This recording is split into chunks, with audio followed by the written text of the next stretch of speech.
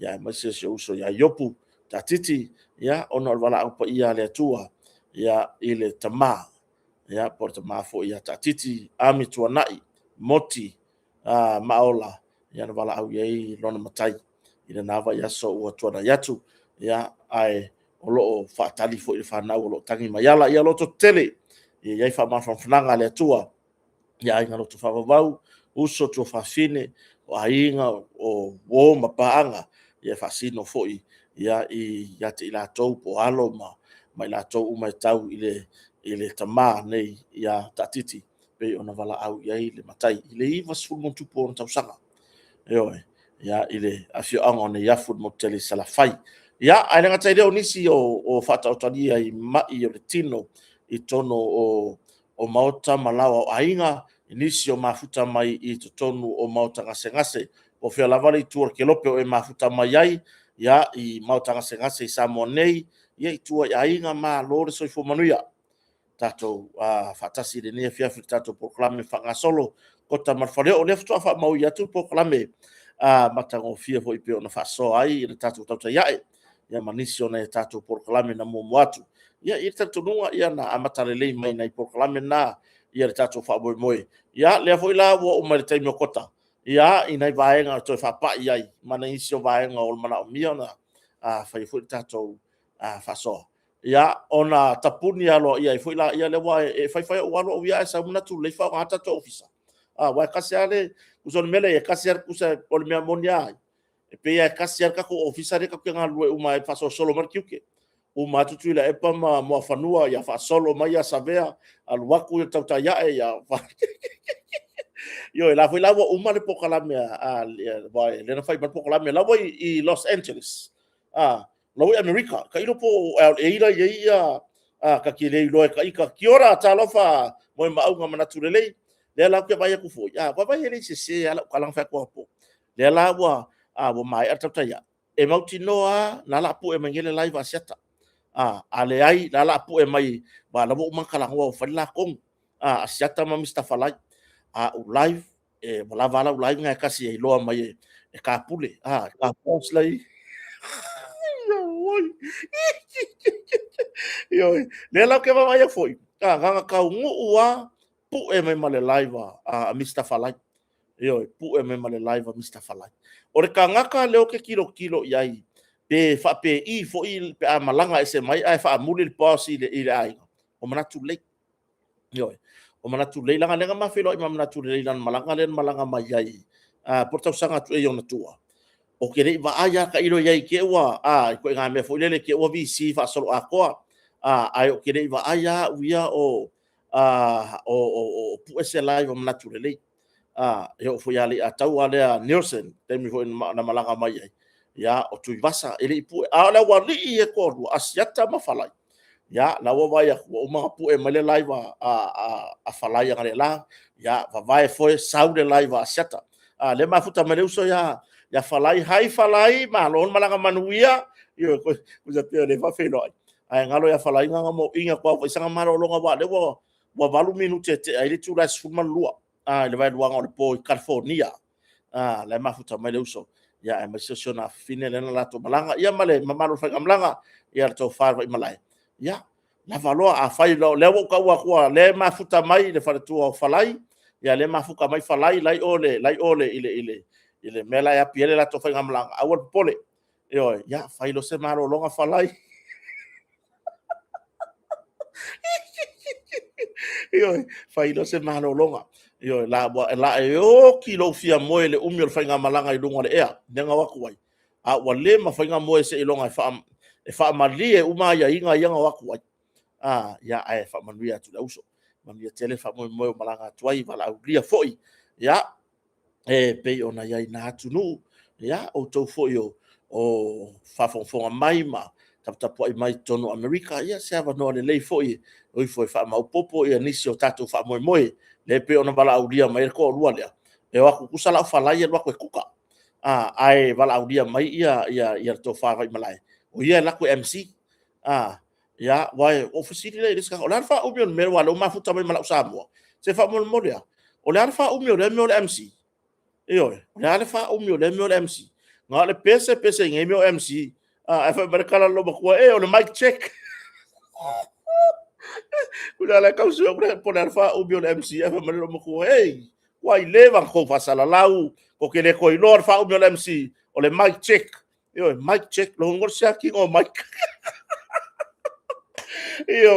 yo tulanga la e bala u dia me sia ta la ko mic check mic check yo wow le fo ina malanga mai ia le sui o tato le tio lau Samoa por sunga ya leota le na malanga mai Samoa ni mato fe lo i tato motonga ya ngale ai se live a leota na faia vai o le malanga mai marfatua o ke le lo fo ila ya la topa malanga mai pe fa pe i wa le me le wo rongi ya po le ale ve velo ka ko ngai le ku par ngai ya e makaukia kanga o ara kai me la fa pe ia se longa i oe ia tina fa kwa ka ko mingoi malanga fa pe ia lea va vai le wa mau me tu sa mau ia nga kongua o le master le o se fa mo master of ceremony pe ona ia ai la ka ko fa nga pe le mic check le fa me lo makua ka ko alu pe le mic check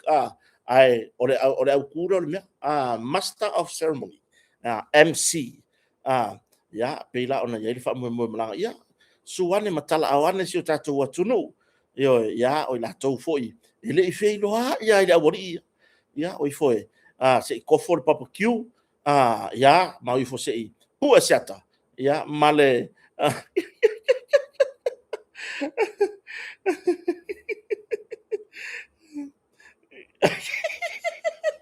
ya le fa mai mista fala ile o malo si asiaka so ia nga fila ka ngwa ka va mai asiaka so ia wa malosi fa mai ya lupe matsila wa malosi ya malosi lele el waku ele o sauloko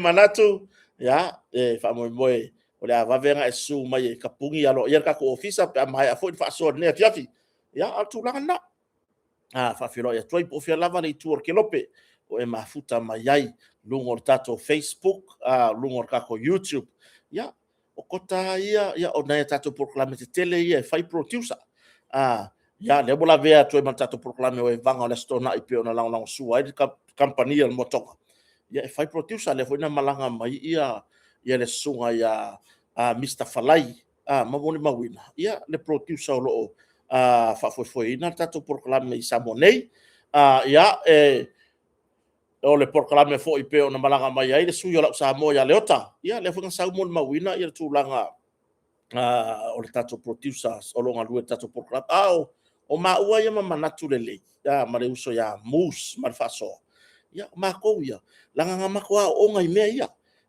bela ngai makwa no ni da ma ko ia me producer ma ko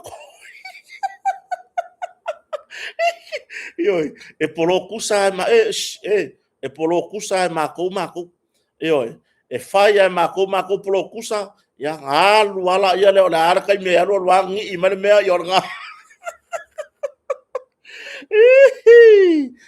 ya ai fa fe no isi o tatu watunu fa fe tai fo ile lango sua ya ole tatu company le motonga ya ke la vai me la le se senga la le me wa ke wa kwa le la tatu company ya ona fu o malanga atu ia le fartua o le fionga le falolonga por le fionga le pule ya le fartua ya la tango mo misa sufari ya male se alo foi fasino i pule nga tatu company ya salama raya la bo aku ya tunu mama wa foi fatau ma sanya tatu company wa la va fa le ya tili ole au nanga tatu company ya ma watu fo e lo i manisio company fai pa anga ma tatu botonga ya wa lava le au mai o le tulanga ile mana o mianga o sio tatu tunu o ke la kulanga leila ene yo la malos se yo re kala le kusol media e kupura wori o Mr. Falai ma seta o le fionga falo longa ya lupe matasila po le fionga sala ile kupu ya mai le o masangi sa kupu kai mia fa kwa fa ima malanga tina le ar kai mingei ele o ko kupu ele o ko kupu la yo ke lo akula fia fia le uso le ise me o fale tonu pe ya foi le ngofo mai fale tua ma matau a fatasi ia ngā ruenga pe ona iai ia ai o tūlanga na pule a o luagi lua kala lo fa ya kwa o ngeye mo li mau ma fero i malafionga le pulo tato company la la sual motonga na leila le ai se me o tupu la o le actually scoba ai le se ko ba ai le ska ka sole malanga fa kwa ya ki le ngama lo si so la fionga le pule ya sala yo fa pe o le me ya po le fa kwa sa o loko fa pe o le me po le fa kwa sa o loko pe matasi le ai la le fa ya sa kala la le fa kasi ma tu loma yo i fa pe a foi tu loma po le ai o le si le fa video nga le ya o tu loma yo e pu e nga video ka ke fiu ka ke vai fero e pu e nga video ai ka ke le po fer wai le vi foi on Facebook ai ka ke le po ai la send ya le awa maka ngo vai ku e ku si kala ya ngai le wa maka feo i me ma video tu loma la wo vai ku maka share mai lungo page ara ku skala ya ya ia tu laga pe ona ia video sunga ya tu lo marenga wa yo pu e fi wala tu lo mai fe alofa langa do lo la ke lo le enko le pu e ko ya ngambia ya tu langa na o mo fa sa onga Tony o sala wa o sala le le pu le tato motonga o manga de sikara lo makai mai sa to tongi fo ia le fatino no matai le sala le o mai mau le sala le avele ilo kangaka ele ile skala yo e su e ku le skala e se ser me ngaru avele le skala yo bai ngaru muringo ai la ku aru le skala yo le mere le skala ingo au vai nga fo yo la ku isea ma au yo ma au fai funga e su e ngale si wo ke pasi ku la vala au ngai ya fi la vala au le si la fai funga mo ngai la ku pasi fa mai o i kangaka va ko pe ai o sa o ele me lo ke fa lo ko o mi milo me lo fa ko ai fa mole se ko se ki fa o ele so fa ngai fa mai o le i re ngor o ka ura makaida o fa ko ai o le ala se se me le si kala ile makai o si ya bo sa bo fe ka ur se a wa le ai ka la fu makai to lo ya so fa ai a le me mo ya o le ai ka la fu makai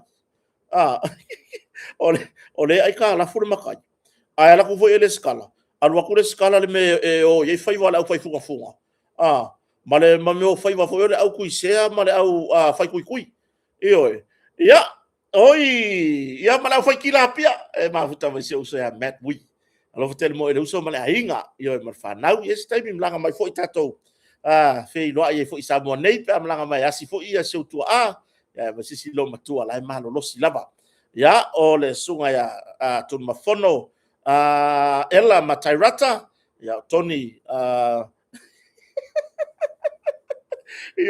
o tu langa na o le reporting na le wa batu ke fa pera o yo asaka ai fo yo o yese me o fa pe o fu ngale fa ngo ya rupe matasila me o le malanga ku fa tu le ai langa fa mai sila ele fo ya chau ele fo ya chau le malanga ato fa tu fa ambuli le company ya o le mena le wo yai na pa wala me wo yai ya se uso fo mama ftanga sa moni mo le mo fo lava no e masani ona ma o makiasi ka ko ngaru nga ia yo fo malanga lo ia fa tua ya e tu ato ar tai me le fionga fo le pule ya va ai fo i or tato ngaru nga ia o fa tari malo o le ofisa o tato me afale o masini o loli o tato vai fa le natura ya e mai so nisi malanga tu ya fa tala no tu langa o ka farsa i man ta puai ya le nawa i lunga la vor tato penga ta fai langi fa la wi lo tato company o le motonga i funga lei ya le vai aso nei le ye fo fanga e tau nu o ya tato container te tele tolu ya mole fa maria ina o tato atunu i nisi o loa o lo mana o mia nisi fo yo design fo nisi fo yo o swinga i lau vai ya mai se ya ole tau mafai o tato fala ele o fasuaki ele o fasuaki le fionga le pule nga o ya le nga mamo ma winga ngei wo ese ha fo inga le wa kere lo fia mingo ya me masangi ai wo poloka o malanga le nga malanga mai fa ia wa nga sa fa tu ngei le malanga me Mr fala ile nga mai is nga sa wa fa tu wa ai de system ta to moto fa noi fo i ya lo fa sino fa lo se kilo le system kusala la mo le system la sa mua e lua vai aso le sa wai a vaku le pepa o mari poki wa ma wale fa ya kori poki lua vai aso ko kongi mo tonga ai ga le lua po nga mo le mo tonga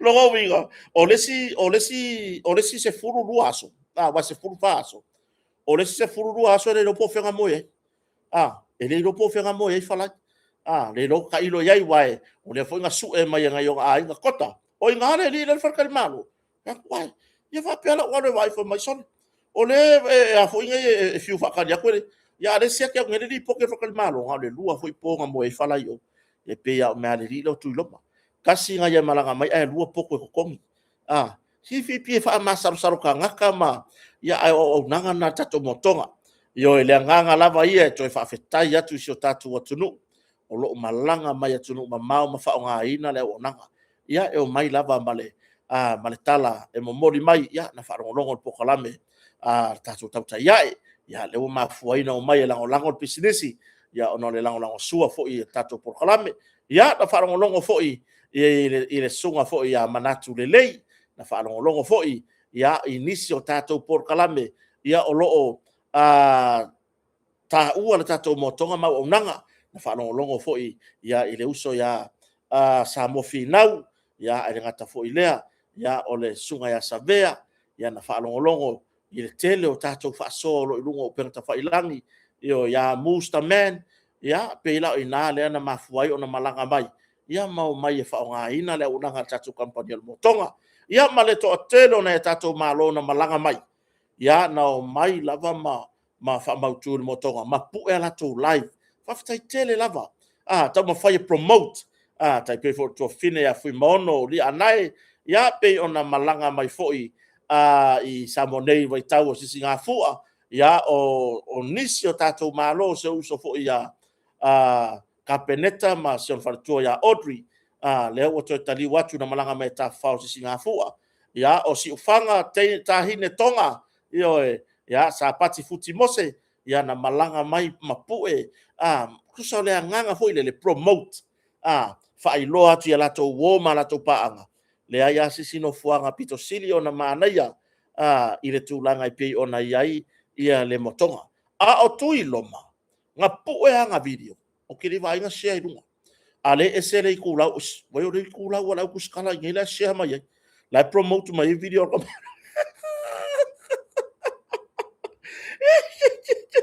oi na paulo se ufano noanga se i mo o tu iai au tūlanga i tato motonga la wai lunga o tato penga te whailangi e te anga i ai le tato Facebook page ia po le tato i tu lau foi i le pei ona iai i le whartari malo le Facebook page ale Motonga Hotel ma le Motonga Upholstery and Furnitures ia e te mai moa iai ia i le tele o tato o loa le nawo iai lunga i nā matau ia e le ngata foi lea toi whawhetai atu i nei e tato paanga o lo tango fi share ia fa ala wi lo tato motonga i lungo Facebook ia pe o to fine ia ton mafono ela matairata Paula Smith May Avito ia mauto u malava io mauto u malava fa fetai lo to sao ta ua fa fetai me uma i le to lango io nisi ele balanga mai ia ai na o mai lava ma o ia na tusi mai lava ma whawhitai mai tatou kampani o le motonga. Ise taimi le lumana yo mai Anastasia, yo susunga ya tui loma a tanu a Sanf, yo so to fine Anastasia McFall, ya pali i Maryland, yo ia male to tele o tau na malanga mai ia ma whatau nuina foi, ia lau tau lango si tatou kampani o le motonga.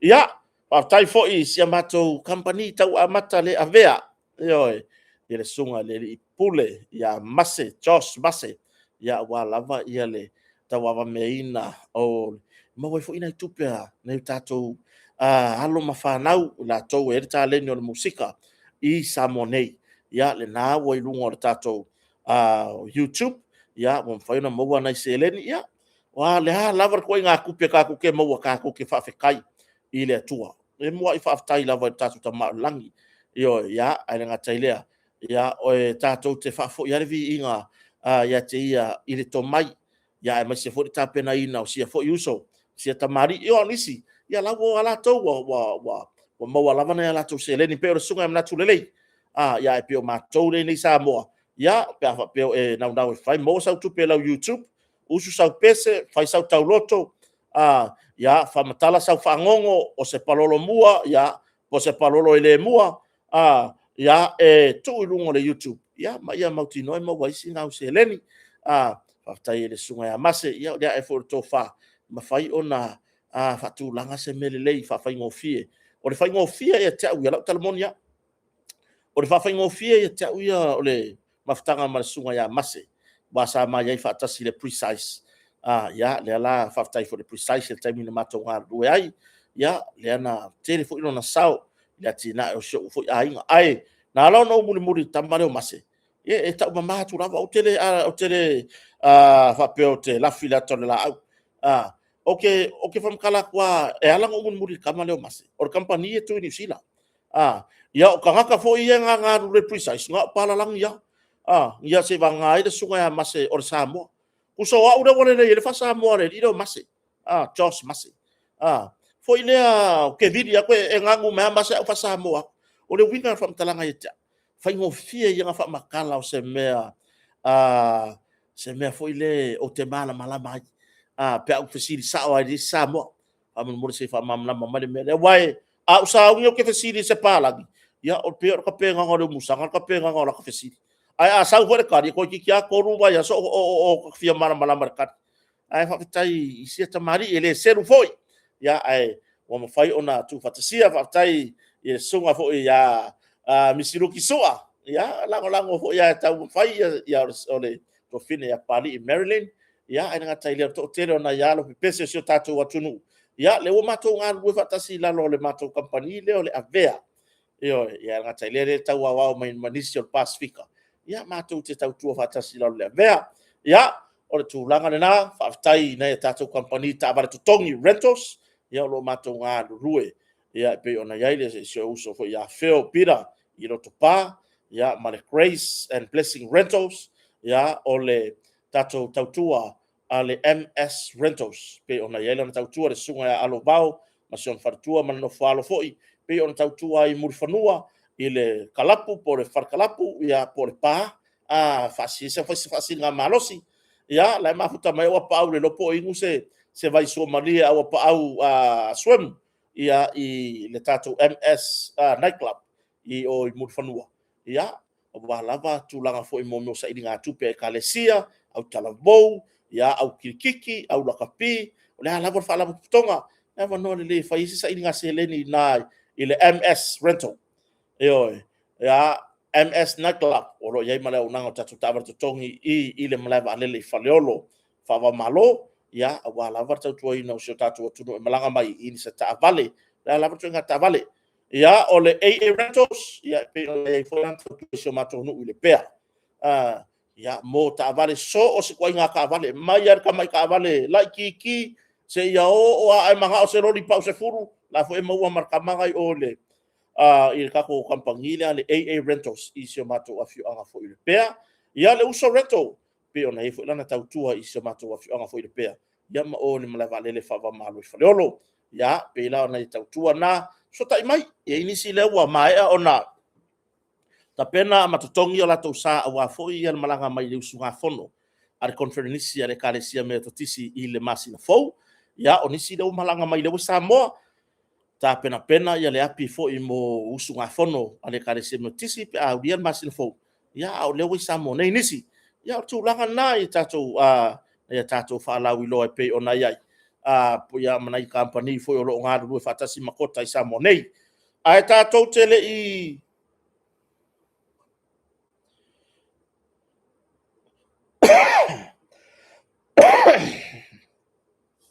ai ka ko kere yo akula ile e moana watu ia si fasi silanga le mai le tatou a inga fatu tu ile tu samo tasi Wellington leo a inga fatu tu ile tu samo tasi Wellington o le tausala o le tausala ila stonai aso lua se fulu malefitu le masina o uni leo ya Mātou te whatalofa ma whawheloi. Atu tupu matamari o se o tātou ainga fast I Wellington. Le susuai o sunga whawhengainga mawharetua o nai lau wau sina o se tātou mawhtanga. E maise le pa ia lasi ona tūlanga wharupea. Ya ole whataunu uina le tātou tausala ai tu malo I le aso to na nei aso lusfun marfitu o uni lua se fun mareono no asto na yole pe wa le aso se fun marfitu le nei yes o asto na yole aso fo ya ole tato tausala le mo tu malo lima fun martasi ya ole afa pe ona fatau wena ya ale tato ainga fatu tu le tu sa mo tasi Wellington so mai mai tato fia fatasi le aso awa so tatou sao mo le langoina o si o tatou whainga malo ai mai se ia si o tatou atunu pele I le hanganga o le venue o so kango aku I vai aku le media o le venue po no whanga whai ai ia Saint Anne's Hall Catholic Parish of Wellington pasa o le media 22 Emmett Street, Newtown, Wellington, o le astona I lusu marfitu o uni lua fe lusu leono I le tulas fu martasi. Ya, whamanatu atu tūlanga masani, mo la tātou whaamalostino, ya alo whangia, ya momori atu I le alii, lo tōsoi fua lau le lei, maso mato wola I le aso, ua ato whaina, mo le tātou whamoemoe, ma le anganga wha alo, tele sainia, te fono, ma le laulau o le fast ainga I Wellington. Ia, o le se tatou whaaringa lea mai le tatou fon whaavai.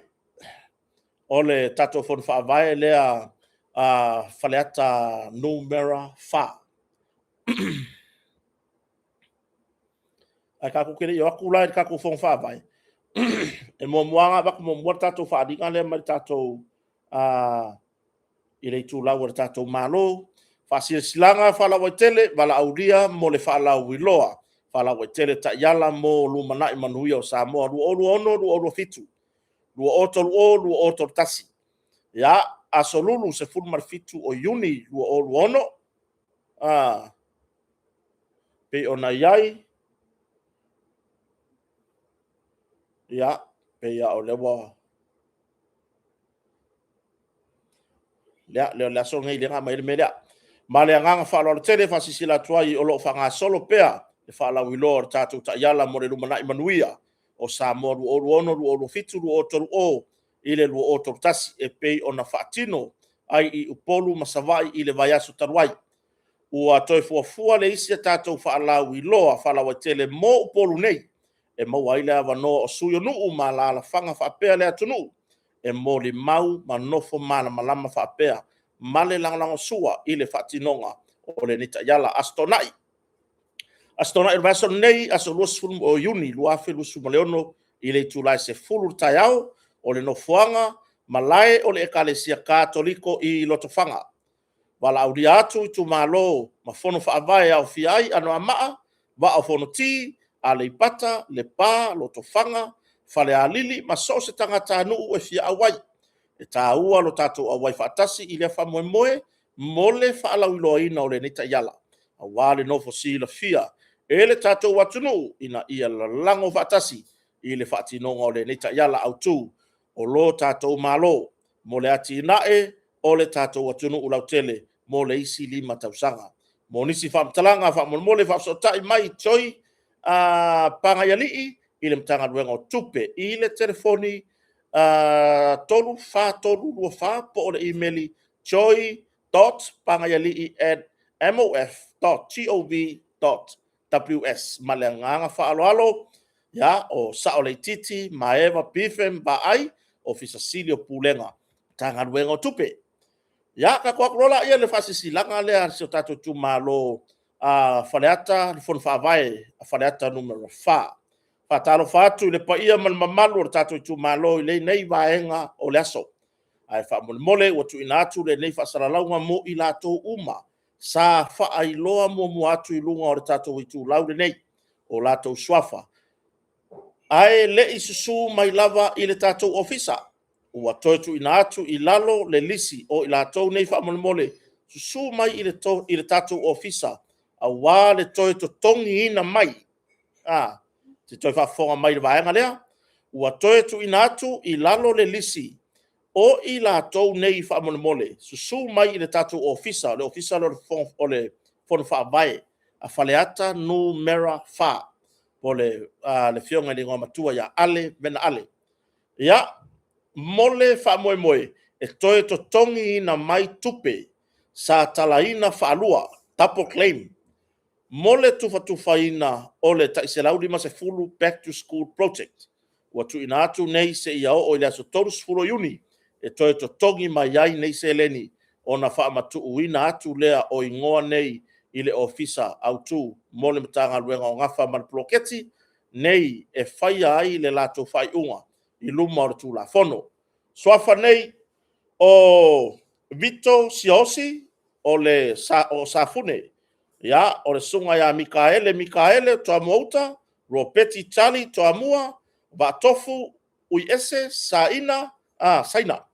Ya o Oliva Uiese Saina, wa o le ngō, kaunga saonga leo le ngō lea Saina.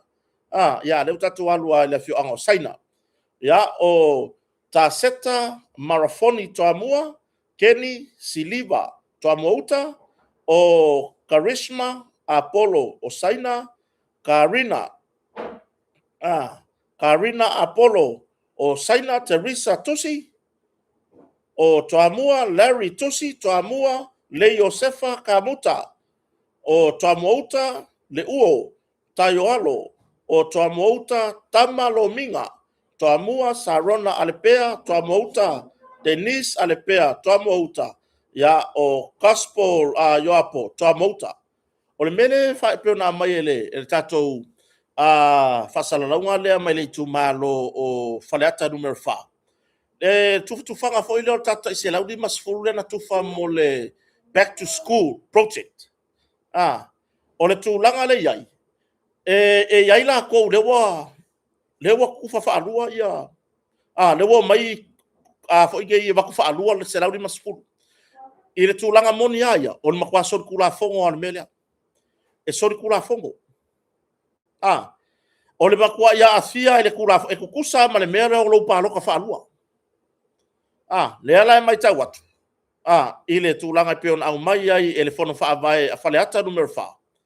Ioi. O le iai la kou, wakala whaalua se laudi ma se furuta la. Ioi. Ia, le ala ua wala au mai le ofisa. E toe fo i atu. E toe to tongi atu tupe nei. Ioi. Ia awai e fesiri fo lota ma whaupeo le po le ale lape. I le au whainga luenga. Ai mai se la tau lo ngā lulu e tonu o fono whaavae. Ia le tai fono o le fono whaavae. Ia ai mai se ia le CEO ma soa komiti o fono whaavae. Le ala au mai whaalau e tele ilunga. Ina ia toi fo i atu. Ai le i o. I le aso toru i le whai unga masina le nei. Ia o na o lola i on mata upu I luma o le fonga o malo e su e tūlanga lea. Yo, ia ele lenga fo yang langa ele palengi ele ftawi. O ifo ko kupe.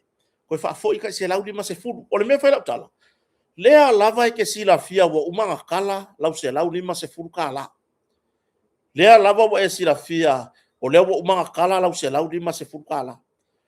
O lea wa e koe sulu ai o e koe au mai le si se laudi ma se fulu kala. Fa pea la ele mafai ona to siaki e official fon fa vai. O le mea le ave elo mafau.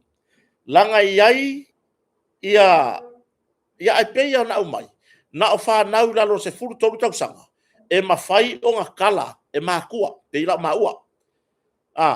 O le mafa nga ula iki le ke ngi la iki ia. Nga kala mai maua le la kupe kua. O lo wakari ile le maresi mai ka ile nunga. Le nga o ala ue kala. Au ala ue kala. Ona lana au mai I le tūlanga I whaamamna mai ina. Le fesiri la. O le ana me wale inga kala whaalua o kounge. Ioi. O le ana me wale inga kala whaalua. Ai mana tua fo e umanga kala maka le lima. E maka lo lima. Whawhianga kupu rea mea. E oi. A wai rua ai tu kaki kilo iai. O po o se lape i to tonu. A whai o se lape i le official phone whaavai. O le lape. Ai ia ke oe a lea lenga e aru kala mua mua lau se lau lima sifuru kala. Lea wa e koe fo i mai e koe aruaku. O le mea kongo halanga ka ore ngahoi. Ioi. O le mea nga a makala ore ngahoi le o le mea nga. Ioi. A wai o le mea moni ia. Lea wa e loa le lei wa umanga kala lau se lau lima sifuru kala. Lono winga nga fai ma le loa le lei. E ke koe alu koe kala mai. Ioi. Lea la e tutu sa fina ngalo le tunu o lo tusi mai ma so fo i vai vai. E fa PI. Ai e le fa mo se i mo se so ta inga male le tato ofisa fo il fon fa vai. Se yo wa fa ya se ofisiri po le ale ma fu anga wai a mai la to se fa mam na manga. Ai mo o to yo mai ona lau atu ya. Vai o le anga ia o le fon fa vai. Ya awane yo o mata upu ile mtanga lwengo leo. Mo ni sa i ringa. Ai le leina to su atu. To fa fo i se lau di masuta la. Yo ko halu ko kongi. Ko era ko kongi se lau di masuka la. A wai a ele fo ye ko kongi melea. Ya ele ngakala nga avelo wingo le official leo mo so su enga mtanga lwengo leo. Ai o lea o le apoloka i rola maoe.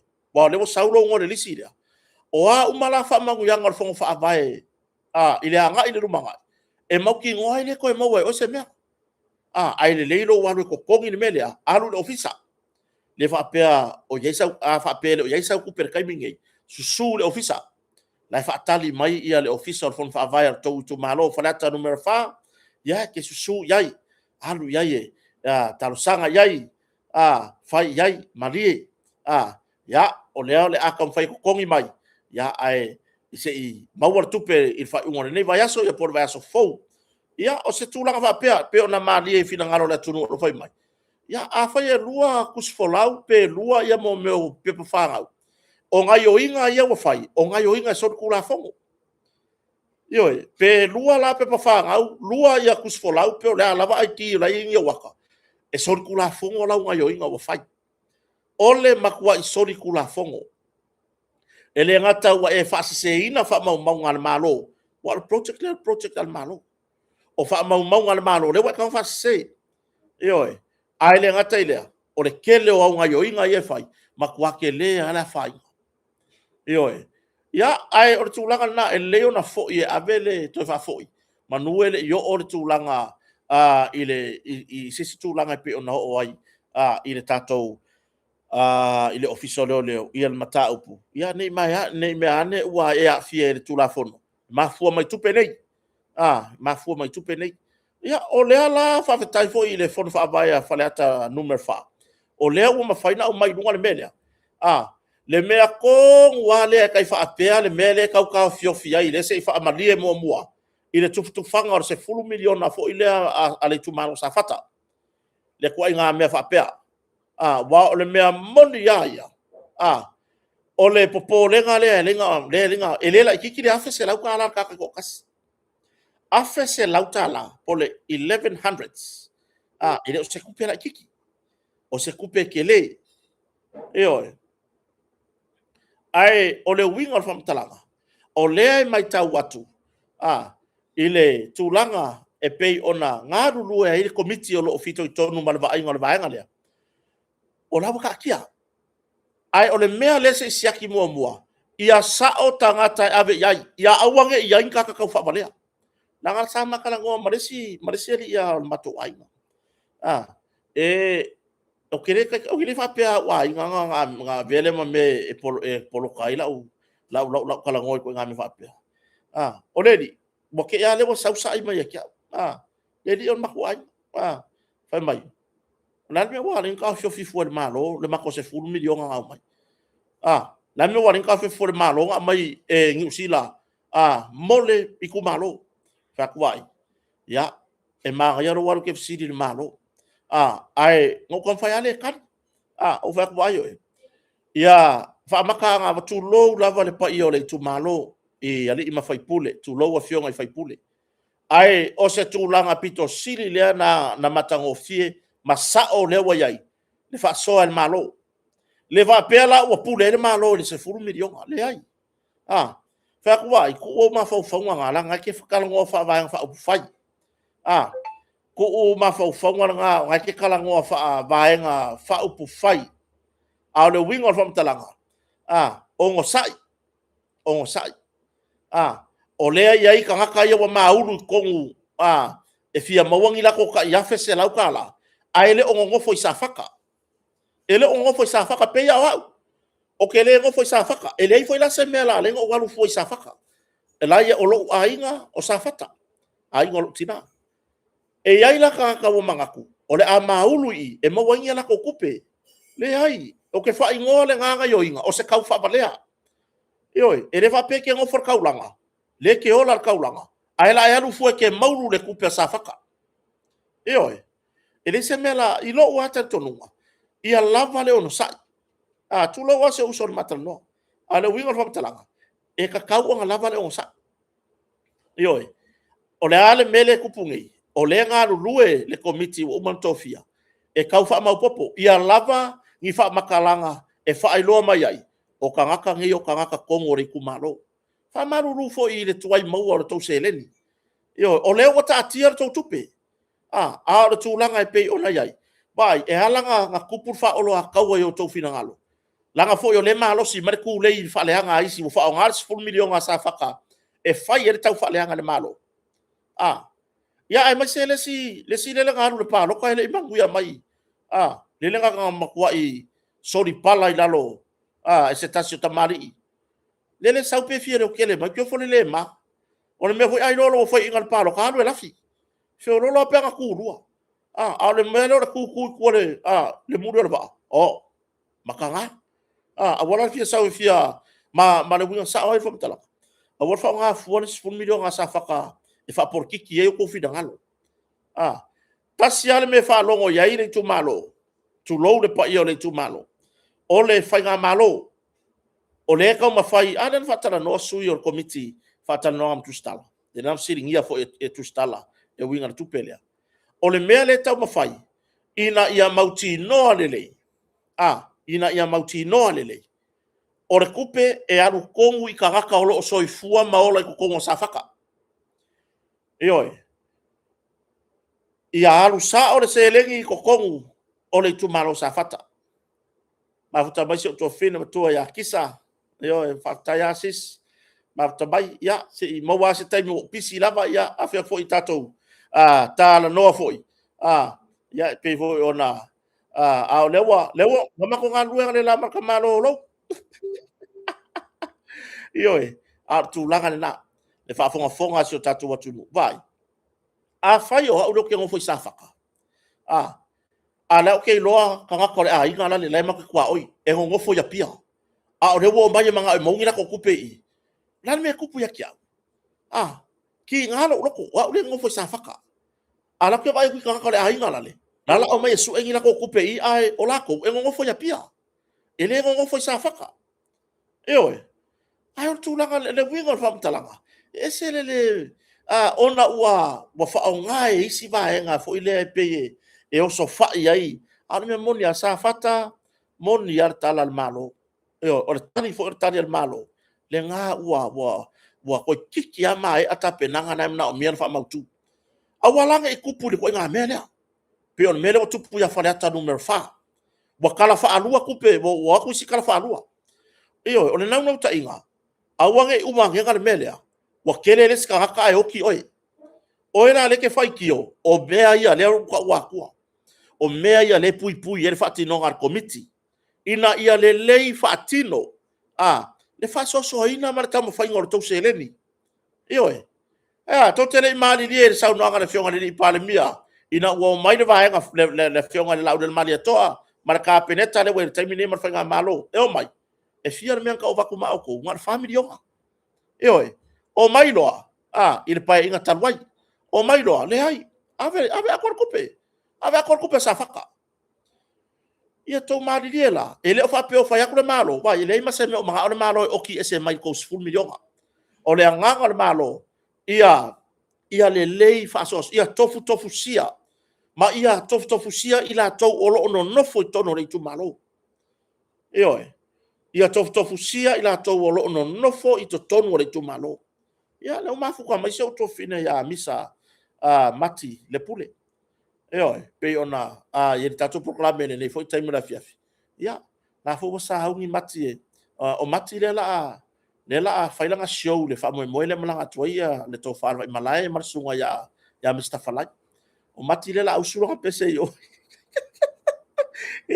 vai o ke va ngula kala ka unga ka le anga le o mati yo o mati mai foi ma peringa e ka fioro lo mai le o ana le African sen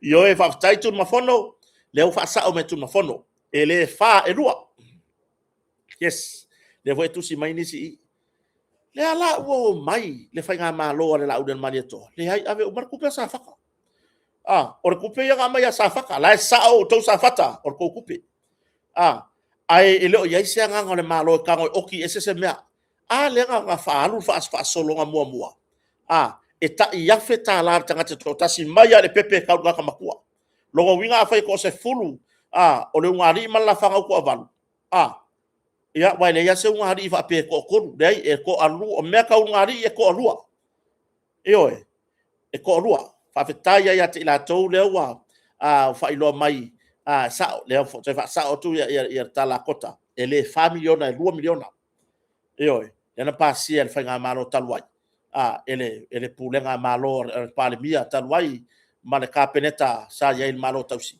ave 2 miliona ioe ave 2 miliona ai o mai la au mani to le ai ave o mas 1 miliona ioe le ala na faida fu le tu fanga mua le fa soanga mua e ta ia fer tangata mai atu ngale fa nga malo le fio le pale mia marka peneta e ke ler ku pene ko e mai le ala na e lo se tofa ko e ku farka se lau I lungo ka ia felea le ala ua afe se lau tala ioe to e pau ale mele fai ia manino ia nofo tonu le tupe ia te ila tou o lo soifua maola I to tonu o safata ioe ele au fia ide sa faka lewa fai ava mai pia ele au fia ide sa faka lewa ngofo kanga ia pia le anga pa loka I faleaka le anga pa loka I vai maua po le anga pa loka po lai savai ele au fia I fuaka ko ia lewa kako ngofo ai ngo kai ko rua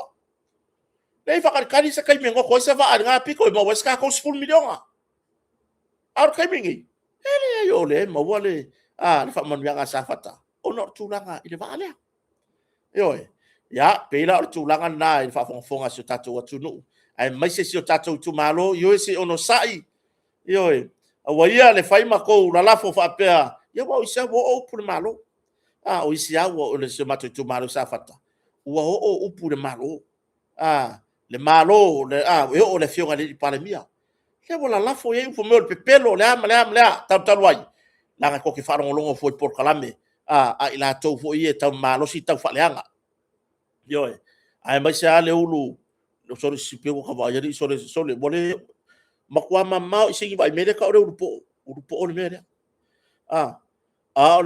le mele le ke vai ko ile isi ile mamo ile ele se urupo mele ka ore urungo tulo wa over le mafofau ka malora ioe wa over le mafofau oia nasa me ga fai ile ku nasa me ga fai mai sa moa na losi lo kaukala ioe se me ke ai foi se vai o foringa mo makua le foringa se kaka o foringa mai se ka luai lo wa la ga fa au le nga ile ku ka ka lo ko le nga ioe vai mai me ka o popo la mole ko la me le ka o le vai me le ka o le po le me nga ye o voi o ki kia ka o lo la yo le uru nga voi ku ya me la le sa fata se tatu tu malo se wa ile pa ile la tawa una o tu la nga foi le la fo ngila ai mo wa verso fo wala e vai ko fa fo ya ko upu e vai ko fa fo ya ko ko upu se lava le ono sai ioe ya le ngo fa ku ila ka mana makala ngo fa ku vai esa o kupe nga mai mo ka sa faka ele ai ma se mea o fai mai ia le ioe ka ro fai so sister ka ngo meri mai mangole le ku fa sanga ila ku fongi ka ngo kisa ka ngo meri mai ka fa la wiloa nga ioe artu langa na se lava le ono sai o le a fa ya i fea i ro pe ke o mo le vai so fou le tou se leni ia ko o fo fala ia ko milion ia e mako fa sanga ku lava vai o le foi matou te nau matu tui le foi matou te tami le vai le mako kamia ku ko mako siri na ele meu koi ma foi o le na ia ai ngai sa faka na ia so matou ai ngai ro fa sa fata io e ko kele le foi la ka ke ku ia ku na ele meu koi nga moa vai ala funga ku kota war kai me mo vai ku per ke ngi le ku ai markava le kota ku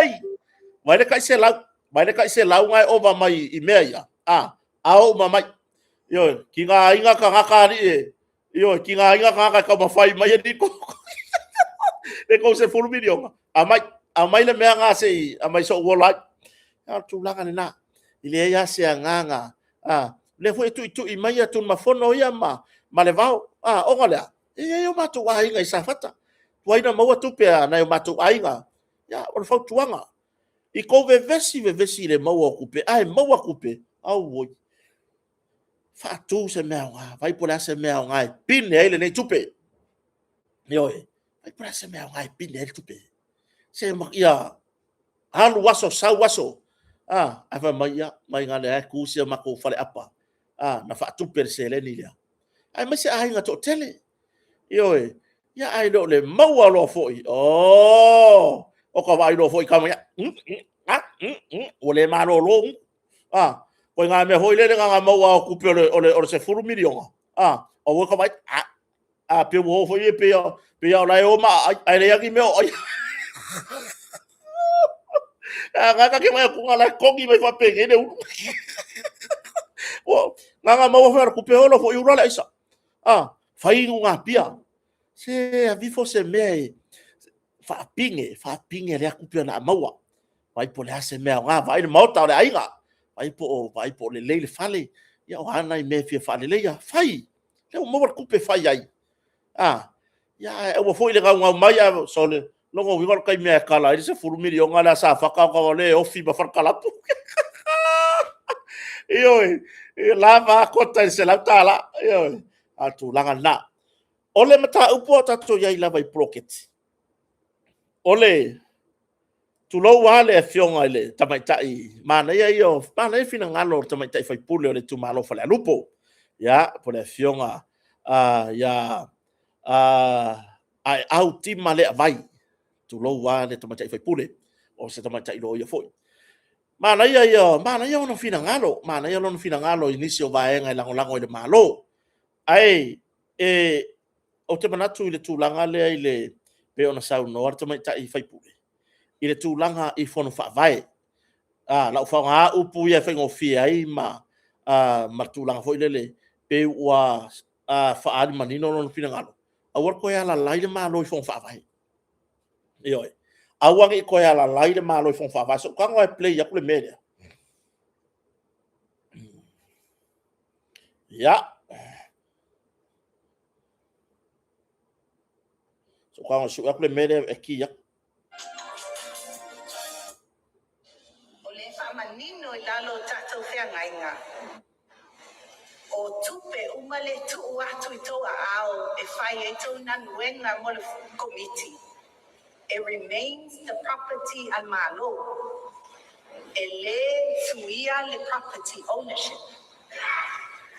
O le malfai upu lona sfulu i le lau i le numela lona lua i luma lau pepa. O le fai upu ngā e kili ai ma fai ngā seize funds. toi fa fotasi mai lava E tupe o le wha manino i lalo tatou whea ngai ngā. O tupe umale tu atu i toa ao e whai e tau nanuenga mo le committee. It remains the property al malo.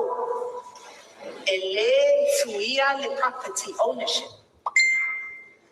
Ole malfai upo lo na sfulu ile lau ile numela lo na lua ile numela pepa. Ole fai upo nga e kili ai ma fai na seize funds. Ya. Ole kari nga. Eo. Ya. Se yo kari mo mua kwa ile le kakane le swafa ya tole a foa lea. Le kusi le comment mai i kako live.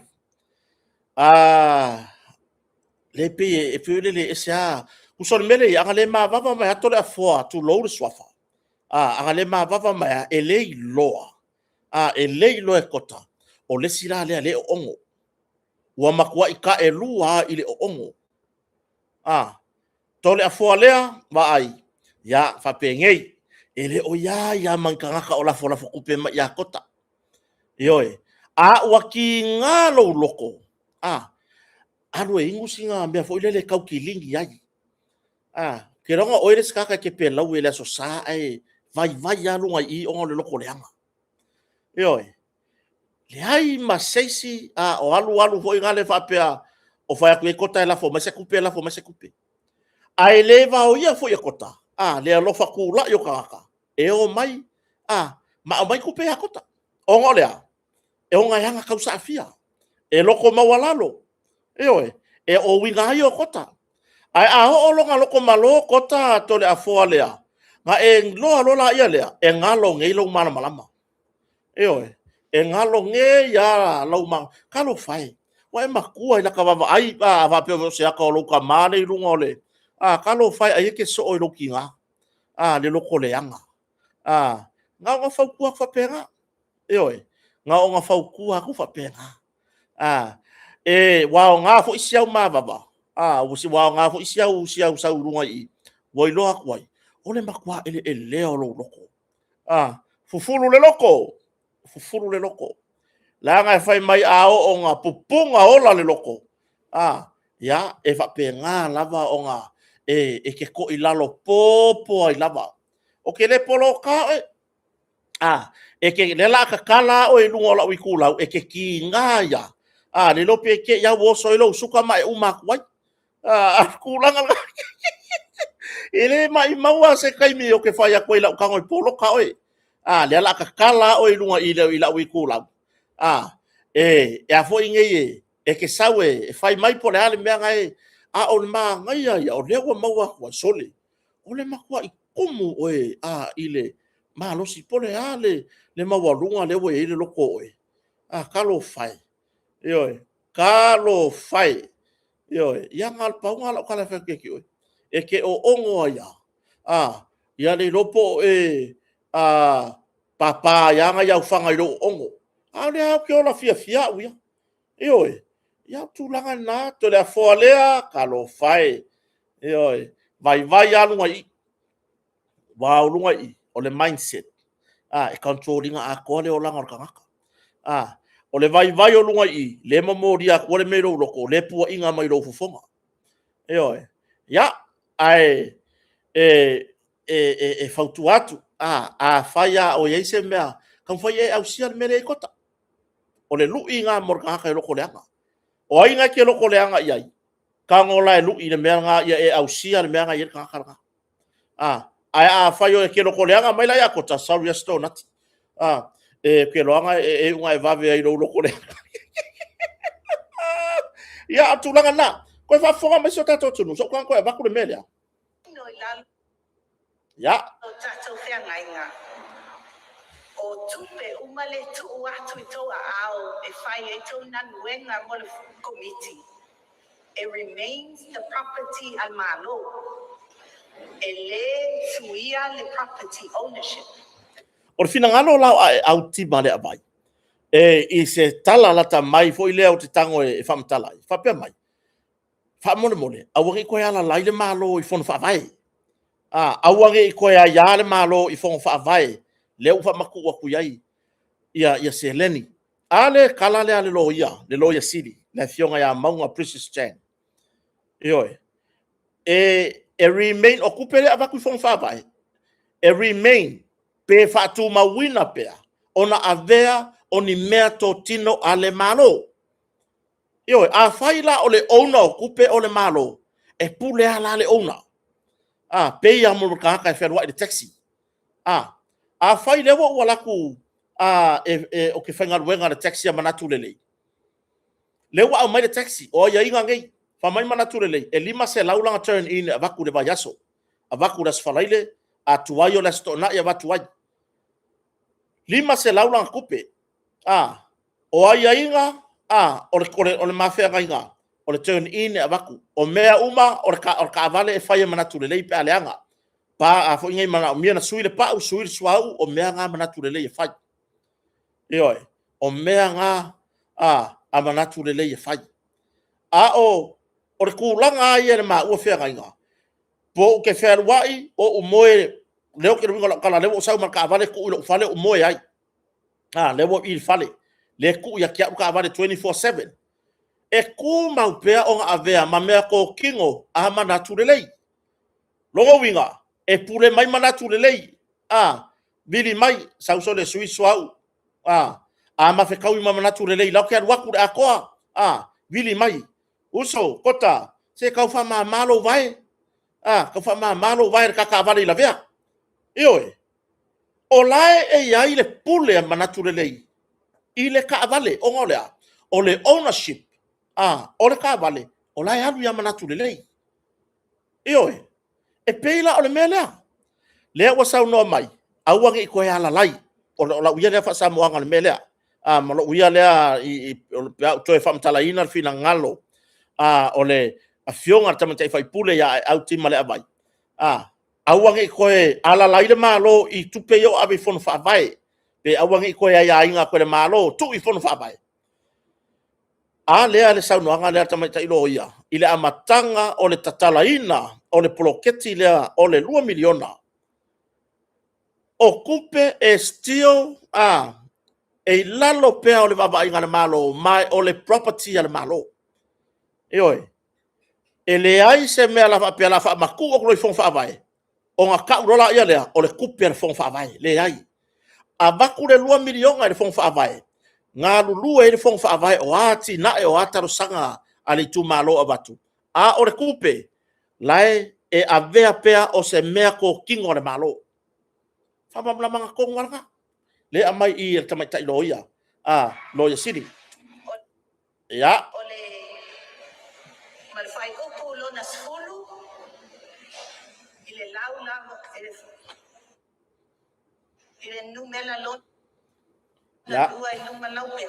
The property al malo. Ito e whaafonga masu tato watunu. O le whamanino i lalo tato whea ngainga. O tupe umale tu atu I toa ao e whai e tau nanuenga mo le committee. It remains the property al malo. Yes. E le fuia le property ownership. O le malfai upu lo na sfulu. I le lau lau I le numela lo na lua I luma lau pepa. O le whai upu ngā e kili ai ma whai ngā seize funds. A le account I tu tonu tatu whea ngainga. O le mahua anga e tāua tele ai e whai upu le tonu tatu whea ngainga. I awane I tu tutupu mai I a mele na tutupu. Mana ia yo le vaenga lea. Le vaenga muri le tala no e tamaitai Loia City. Ya maunga Precious Chang. O lea foi wa uma o na whaatula whonoina. E mawhai o ngā sis. Ia tupe nei. Rono winga. E alu whaonga ina e whono whaavai. A e pi o na whaonga. Pele sa o na whaatino le whaonga ina o tupe. O ko mekia I le malo ngā kanga o kuloko e sis. Koe amai pupe. Ioi. O ngō lea. Lai lalo lava. I le malo. Po le malo lava. O ia lea o le ownership o tupe. Ioe. Ele kai onga whapea ama mulu o lore kupe I fono whawai. Onga avea rola ia lea o le kupe, o le tupe po le metotino. Ale fono whawai po ai lawari tu malo, le ai. Pe au mai ia whareata mua, sio matu tu malo whareata mua. E ku mau pea onga avea. E mai ala ngā ruru e hiri komiti, te te fono man fono whawai. Ai ku mau pea le whasingo manga o le kupe. O ai longa ownership. O haila e wele ownership por kupe le wa mai fon fa vai 2 miliona. Lai lalo lava I le pule fa malu ale malo. Eo lai lalo lava le pule fa malu ale malo. Ya pe tulanga na no winga. Ya mali ia le wa uma ona fa tulanga le malo ta yala. Tu la fono e lima ta ita inai. Awai ole ploketi fa tua amata lu olo tasi.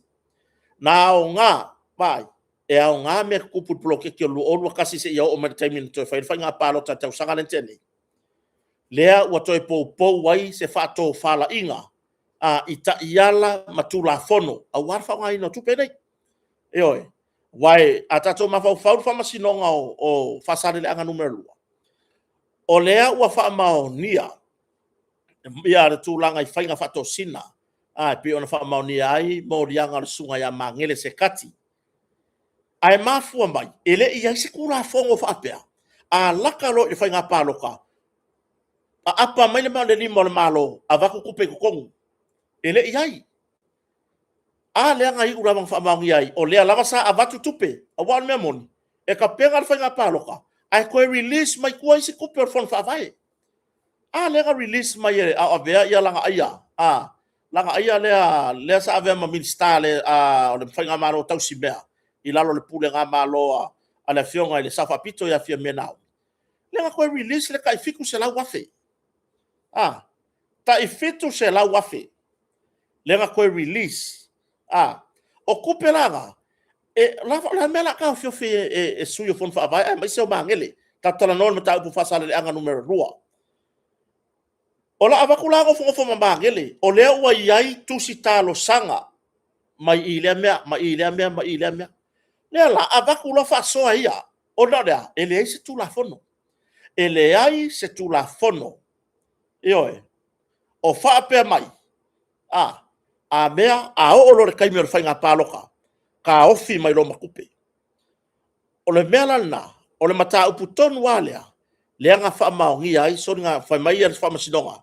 Ua wha maongi ai, whainga whatosina. Ale sunga ia mangele se kati. O ngā okupe ia. O le fon whaavai. E le I whaapea la ngā whaongai mangele mō ia lava. Le ai. O lea ngā whaongai mangele. E tusa marita I ala. O lo lima taita ina ai tupe o le fon whaavai. Le nā taimi le pai inga taluai. Lea. Lea.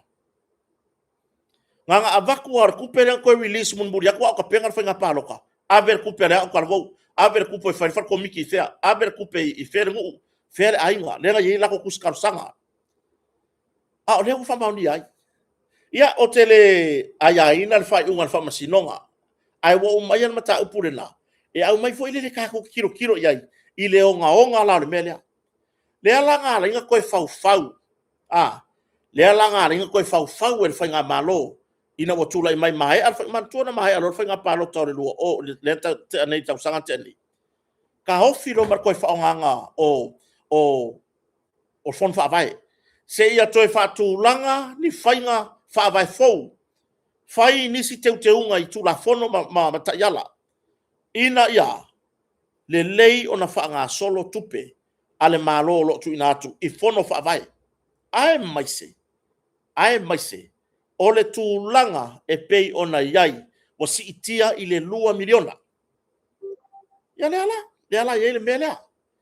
Eoe, e lo iai la se anganga, I le malo.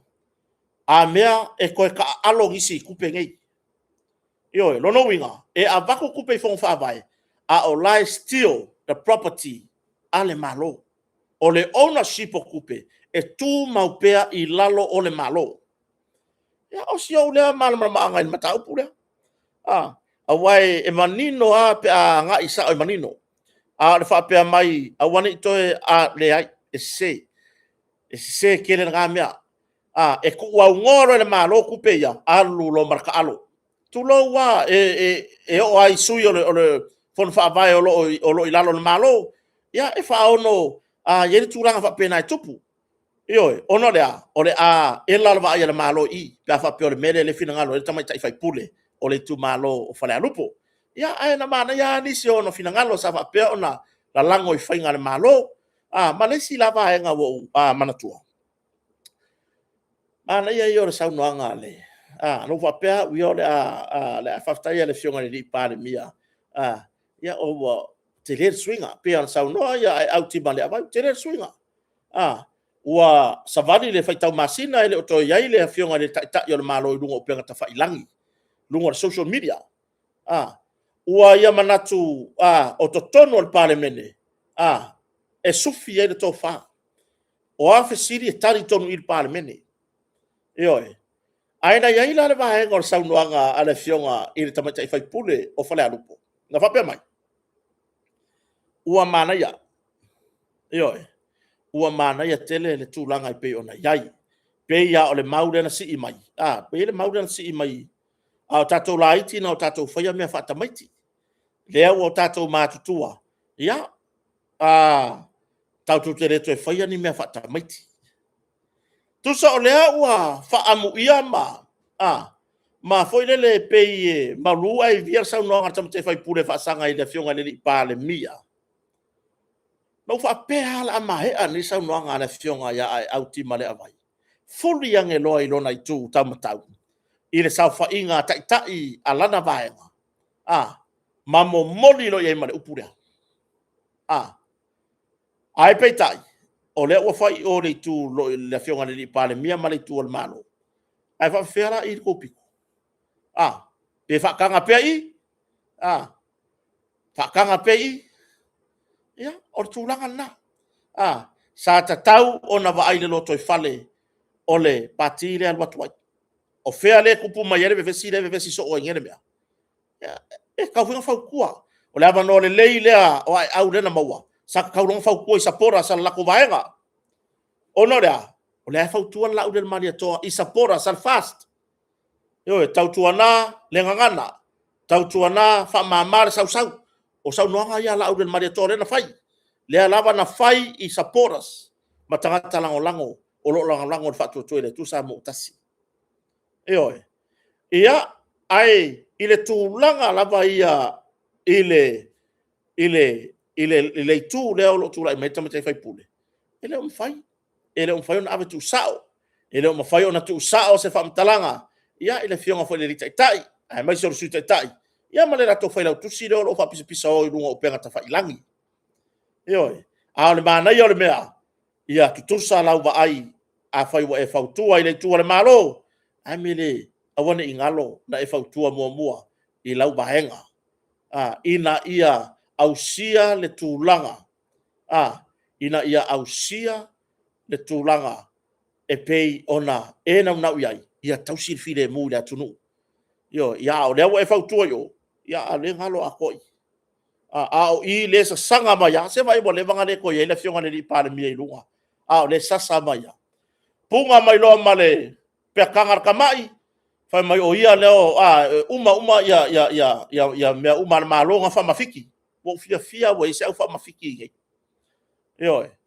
wo fia wo ia la wo le la wa vai mor kaka kaka wo uma ai maka le mamoe le ala wa sau fa mafiki le pa mamoe e sau o karka I fau ka aloa le tu lo le fa fonga le tunu le pokala mele le pe kanga ya por ya o la mor kai fau ka aloa le sau fa mafiki se wo pe yari la kala ngoari sole so ia wo pe yari la kala ngo wo e lo o mane la lo langi e pu mo alo wi lo e pu mo o ba la sau pi la sau le sau mo le pe le alwa popa pa mauso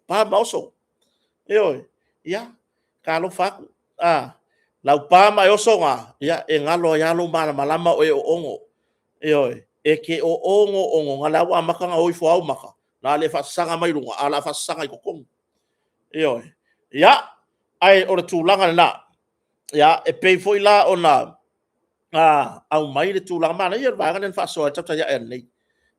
I tūlanga I tō mai ma me whapena. I lo wata tonunga. O le taru fau rewa iai. La ukara neng whai lo wakari. Sau manga mea onga. Kilo kunga. O la solo koa ila wai. Wa unga uma le leila onga. Le la ukama tala si mela. Uma le leila ua onga. E ka kaunga o wi loa. E ka kaunga o wi loa. Mea onga ia wa onga. Mela ufanga ua wafo mea onga o kasawai. Ai velo mela pia onga. Lo wakari ilo wafingi. Sorry. Kota. Le ai wa too old a oko. E fold ka fold e sau. Longo winga. Fai ola ukusi pasinga maua se vai kaimi. Ole fiku se furu. Baru se furu. Ya. Ele o koe kukusa e kaimi ngei. Ele o koe kukusa. Po le iwa se furu foi. Kama wai po la kipi loma. Puya po la kipi lau papa kipi mea ai po le a lawar ko inga fai longa nga maua. Kikeli. Ole mea moni aia. Ele ai se tūlanga whapea. Mea ua o wawai atu foi lea. Mea koe e karawheunga ia to mairina. Anga i le kaimiringi. O le kaimiringi, o kare sawa le wa iai. Mai ua wha totonga ina, alo ma whanau. I le makau kia. Ua ka penga foi la alo ma whanau ngi. E whea ngai masuinga te tele. O le soifuanga. Aka koki kanga inge lunga o teknolosi. E sauar ka mai kiki loka kari po loka finge la ya o ngar kulanga lua. Sau loke masingi ngai mana malaba. Au ka ikar ngai. Yang ale pawala. Ngar fa sanga kwa ngar kia ila le me fa yele lai. Alwak sau uma. Ioi. Au le winga se famtalanga. Mana ia ia vaenga lea. Vaia nai lato ia wa. Wa loa foi lo lato soi fotau tua. Kia wa te tau foi na ave yei se faa lo longa ale malo. Ia ma malo lo retire. Ioi. Ai sei au mai la ka mai kia nga fesili ele fai pule. O le itu malo o fale alupo. Le nga fa au ile fa au unga le universite. Le wa maua o lato tusi pasi. Ioi. Le wa maua o lato tusi pasi. O mai o kaka kongwa nga o kaimi ngai. Ioi. Ai peitai. Ia e iai fo inisi wo o le taime retire. Lai fai ngar wenga. Ioi. O le soifuanga ngai e ka avili fo ile le mea. Ka avili o le si foi tūlanga o taun tiro iai ia se tato whainga malo. Ku ina lor kausanga retire. Ku mai lalo. Fai o leli kaya ile ongo se furu po le lima. Ku mai lalo le lima sfuru. Lima sfuru tausanga ua retire. Wanga waa le sui e retire. Ioi. Ia, ai se wha o ngā mai ngā yalo mawha ngā o le onga ngā yalo mawha ngau. O lea foi mea foi mai, o le fasili foi lea o le whapea mai, o whea o le aho, ia yalo mawha na ui na onga. E le ka ria lai le malo le mea nga. O whea la au mai le malo e whawhainga ruenga hai, o le ngai whainga ruenga kaka, ua ka iongo sfuru ma kupu kausanga, ua ka i fiku sfuru. O lea lava e whainga ruenga, tu lou lava, inai o ele o whaatauanga, vale se whaamatalanga. Ma lea mana ia se tautua hai la tau nei. A le winga o whaamatalanga, se i tau mawai o le tali a kota ia i lona manatu whaaria. E tu sai mana ia whina ngano o tapa tai, whai pule. Mana ia. O le fasili le fasili ai au ti male avai. O wheala a o ka maki gei. E oe, e ngā ruru ai. Ai i loo ala ngona ngā o kota, e le whai ia i o tau whina ngalo. E oe, e le whai ia i o tau whina ngalo. Ma ai la tau, a whai sa ono lima le, a whai nei wanga wa retire. E oe. Tātou te tilo la i le tūlanga fo i lea, kauku mai le kiki lalo. Ongo sfulu, pe lima o retire. Ai se whaanga solo mai ka mai ki ia wufu whaiu. O mai o e kawanga ruenga. Ia manga e foi ai moa singa wha mahu yanga. Se lauta la e abatai. Poi la tau o retire. Se lauta la. E oe. Pe se lauta la le lua vai aso. Lua se lauta la le lua vai aso. Wa o le whaatupula ia le tamau a inga o le atunu. E oe. O le whaatupula ia le tamau a inga o le atunu. Rono winga. O le kako pensionga le ngei. E o i forfai ungon pai inga ngei. ai bolaka ile afeka la e kala ka makua o mea fo ia na fora le fainga malo e tupu langa kakau ele ai se fainga malo ele sa vavali i langa manifesto sa fola io ole tulanga ole tulanga lava ia e pei ona iai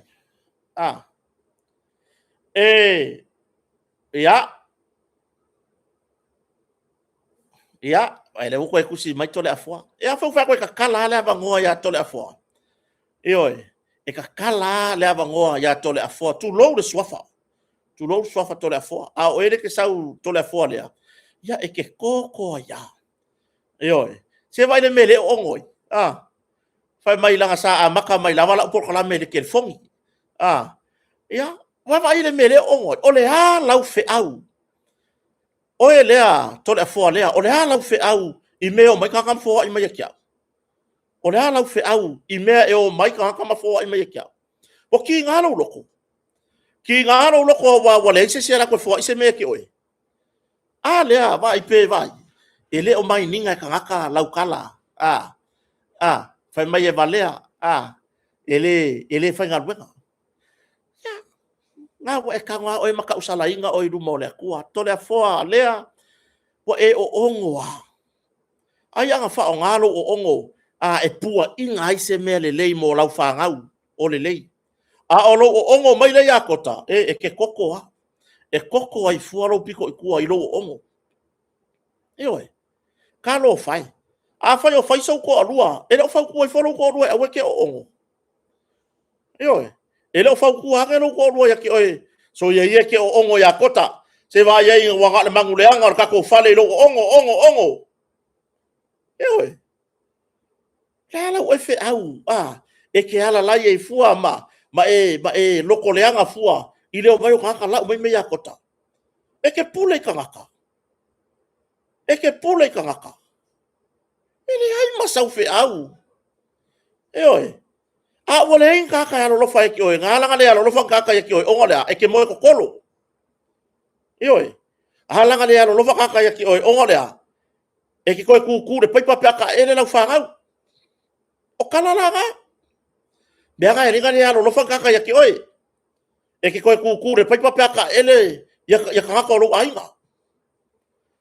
Se upu fui lo sa wa la wa ko fai me la comment. Wa vai le mele ke ongo. Langa sa a maka ilang kere fongi. Aya. Wa ai me ko wa ko fo ai. Vai. O le ala fe au. Ka lo fai le me wo o ya.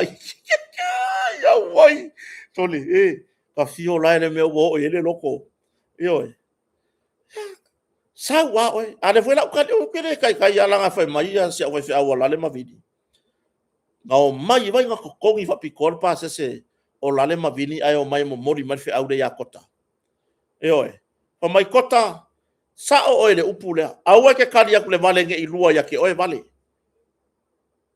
fa mai si ya nai ma to fa le nga kota o lalo ifo nga fa mai e kakau onga e kadi le vale nge ifa apea ange le vale yonga mangaku ua sao ia yonga mangaku ya la o kadi le vale kalo fai ole se senga vai wala ngale ano lo fangi sia ki oi langa ke koe e ke koe kilo e ke maka ifa fale mo malau kilo i koe fa kilo i i kanga ko ainga ora wala ke o so mai runga ye se le fola le ke sa wai o le ala fe au i kangaka o mai mafo ai mai e fa ke le fongi ele i fa nga ku ai ngole iPhone malanga yo le fu anga o mai kama ko i sau le ko kaka me alofa ola laptop lo kala ngo ko nga fa me alofa mai ai se tina e lango e pokala me kota i America o se sama rianga le mai lo ka ko nga ele i mau ngere ko ai ngale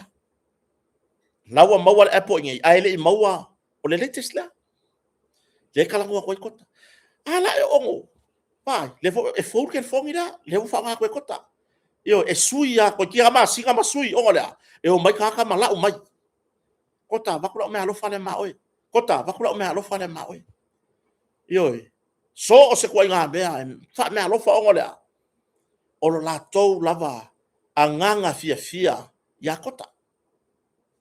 E oi. O le anga fua le oro loko. Alu oe. Alu oe ia e faise mea ke iloa e wako inkaka ia ki oe.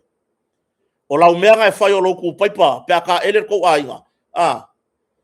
Pe aka ele ia kaka ko ainga. Ele mea nga wole alo fangi ai oe kaka. Onga o lau mea ngai fai. Leo ke fau ku aku ia ki oe. Ya, o kile polo ka oe. A fa pe ke ngo foi sa mo e fia fero ia kota. Ya ngai saula ia le a kongo se kupe nga ke mga oe. Ya ngo ka le vak se kupe. Le fo e mau kupe. Ka ngai vak se kupe. Se mon mor ka ka fa longo foi le vai. Vai le ma fo a ke ko nga me foi le pa moso. E ke sawe ke kala ngo mai kota madi. E mai singa kupe se fa ka se me aya. Se fa nga me singa kupe se fa ka o. O la kula ia le ka sa fa. Yo ka sa fa makua pe se ya nga yuri e le wala popo au ri o manga ai kalo ya masala sing ka pisi ya baku singa apa ile la welfare le baku fa ise se me ai we ke fa pe e kwa ile anga to le fo lea se waka walea le suafa au le lei e oi kuia awe ke koe ku ke e mai le mako por kalame awe ke koe ku ke e man mako por kalame ka ko foi ka ko ia ka ko kana wanga ku ai pe ko wai e alu fa lo ngoi fo aba sisinga o le mea le fai fam talaga o le tali lea e mole finangalo tamaitai e pe ona iai foi lea o le awala le fai fa finga alo mafana ia o le si foi na sole bo ese foi ko nga su engar wenga le bo ye yalo mafanga u kai mingi de woi uma ya onga morunga ya wale o su engar wenga o le ale ngar wenga ka am kamaka o le mele le su e nga onga mawa ngar wenga fesiri e fier ko kong ya maka sele ya la fesiri le kong ya maka ele i loa le kampangi ele i loa le matanga wenga le malo ele o i loa le kampangi ele o i loa le matanga wenga le malo e fa pe i lau performance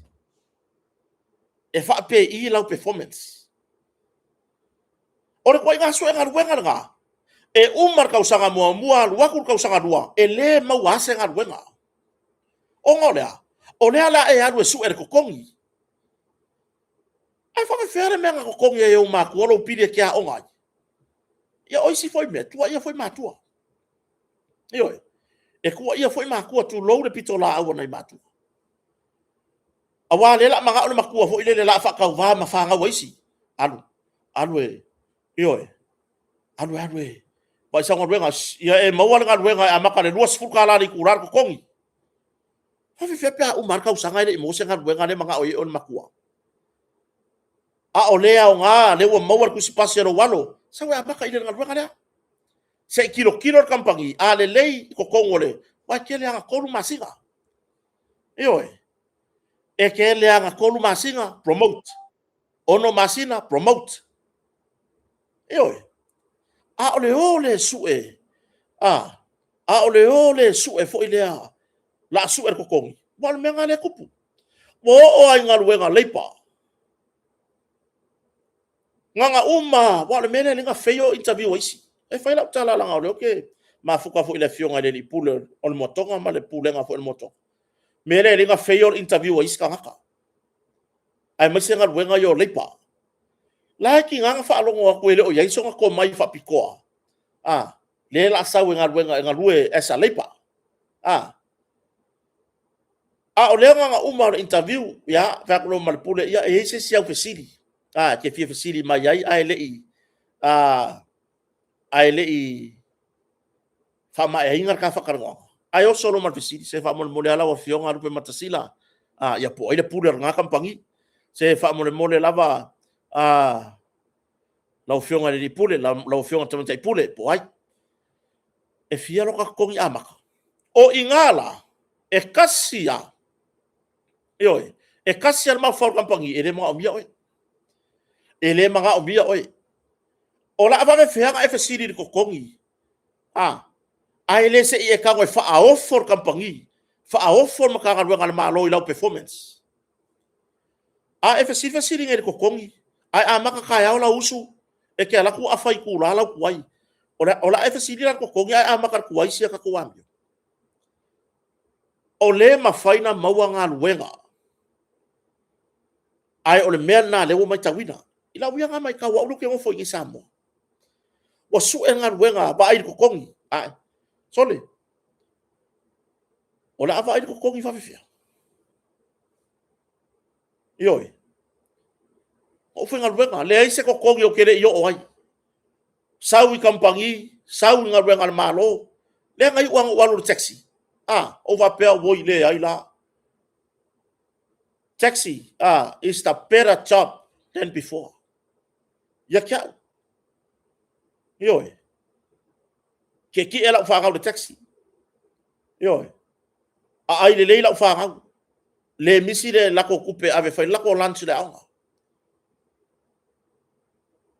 ala le wingo fa tala o le wa ka mo wa le ngal wenga le le yo o isi e ka mi milo lava ma se la ke le fia la ngai fa me maka le baru ka la mai ka ko le ngi sa mo a wala saulo ke pe a wala vidi mai lo ka so ngala i fa fo fa mai e o ngi va me lo ke amaka e ruas furu lo ka la ke amaka le aso yo vai awa ke kango foi fa akusa mai Australia ngi usila ma Amerika mai se tunu o lalang ia ka ku sa mo vai lo sa furunga amaka ke ron mengo amaka karua amaka lo o lang fa fa ngal ka la rusu se ngere kula yo balu i kula ka ngola fika i foi oi balu i kula nga le iva ka la o su se ile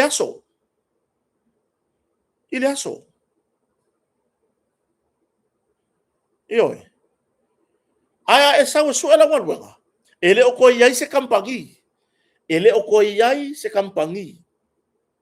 o ko solia le minimum wage le walwa ngi fakala va sfuru le walwa ngi sa mo o isi kampangi wa kick off le lima kala sfuru o isi kampangi la le leila ko income wa kick off le ngo kala ya kia ola se o ke fa amu ia ke o ko de fa fa ga ngai inga ko kongi amaka oi ia le maki kiki makuala la kere ngo pisa ko o ko kongi le mawan maki kiki makuala le vayas wai ale fa ga ia le siva ngol la to sifi mo kava ngai ko anga fa ga pai la ko kongi le mo e fa ga farolo ar ko kongi le mo akele asifi nga kava lima sefulu wanga ile ongo se lau de vayaso kele pelo lau kala mongi de vayaku ai faka la varu sefulu le kulala ya luai a usula le ongo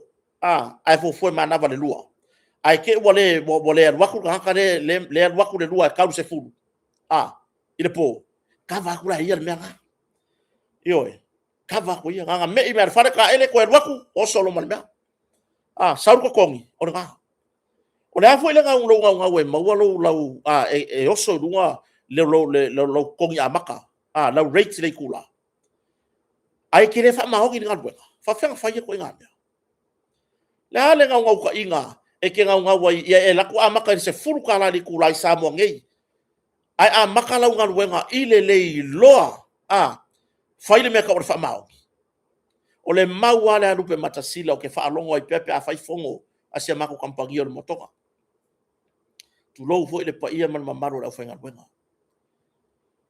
ai sia wa siri la lupa sila fai ai sia wa la inga fai kampagi mo mio cameras i ko kongo so se va ngo kampagi ai sia wa la inga ka kele fui ki e feo ai mapule o kampagi o ngolea le fa ma ongi ka fa ngal benga wa la inga fa pi solo camera i kuri mango fa lo kuri mango kampagi fa ngal o ngolea o le ska ka amaka moe o nga life apia le ngi camera ai se wa lai o nga kele ki fui ki a pule o kampagi o nga lea wa kele me kaloka ai manga se mea sa de fa mai fa ko akalaku o le ai se fa maongi ya tu langa na le fa fonga fo ya se tatu watu no le ya fiafi kasi o le mata upu ile bao leo koe paua leo le la ku oisa ko maka upu ko maka upu le kasi le la ko lango ai o we ofo maka upu le mo mon fatu lo ile so fo ima inga o siuso sa ave mata alo former Manu Samoa Sevens winger Joe Perez sa va pionta alo la to fito sa to Samoa ile mata upu le ua fa maonia i lumor fa masinonga o le possession of utensil po le umiaina o ni mea faitino e mase fa moe e fa ngai fa la fa saina o le mea o fita no mata upu le ese le yo le fa vetaya le fionga tamata i fa masino ya kalasa sa anga atoa oi fa vetaya le fionga tamata i fa masino ya talasa sa anga atoa ilana fa to fa la inga awa o le wa kiuti ai taro sanga le loia o lo tu lai mo le uso ya Joe Perez tu lo swafa tu lo fo il pa ia inga ai karo sanga le loia e withdraw without conviction pe fa ale au ngaina pe fa awi tua mo yanga ya noa mase fa amaonia withdraw without conviction fa awi tua mo yanga e au noa mase fa amaonia o le meo te ofoi ele ia se tu langa pena tali ia ile official lo ya sidi ia po le tanga luengo leo lo na tapena ina ta pu nei po official lo ya sidi ele ia se tu langa na fa pe atuai ela to te ena le talo sanga ale tu po le loia ale o moria le ka kalango mal meni ai ma nei ia yor fina ngalo ta mai tai fam sino ya la ka aya ma nei ia yor fina ngalo ta mai tai fam sino